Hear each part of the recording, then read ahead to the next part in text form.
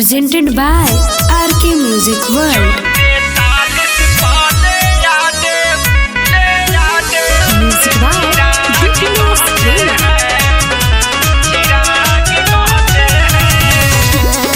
Music by Raviranjan Savaria. बूझी को राख जली को आग कहते हैं भैया हो।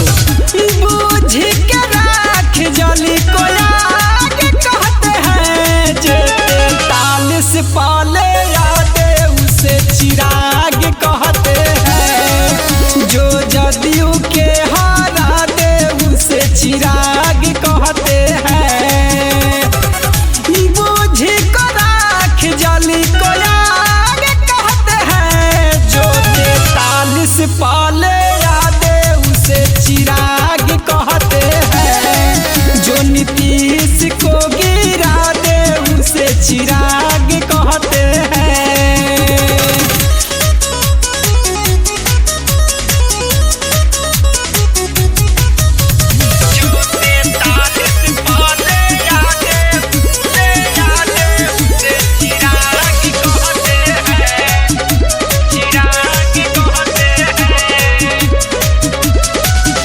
शेरी के बेटा चिराग पासवान जी जंगल चिरिए के आइले।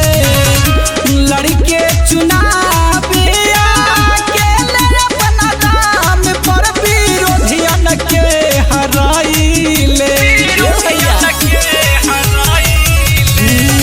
शेरी के बेटा चिराग पासवान जी जंगल चिरिए के आइले।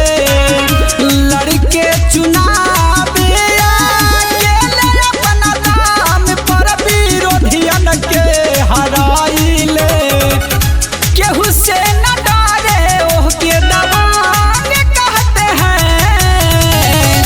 केहू से न डरे ओह के दबांग कहते हैं। जो ताल से पाले यादे उसे चिराग कहते हैं। जो नीतीश को हरा दे उसे चिराग कहते हैं। अरे बुझला कि ना हो।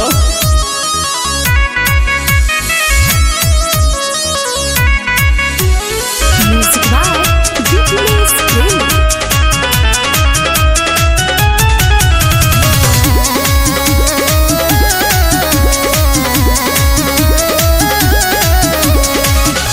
कहेला कुंदन राबी चिराग भैया पड़े लगल सवा का पभारी। सुनाए नीतीश चाचा लिहावा कौन का के तू पूछाऊ खारी। कहेला कुंदन चिराग भैया पड़े लगल सवा का पभारी। सुनाए नीतीश चाचा लिहावा कौना का के पूछाऊ खारी।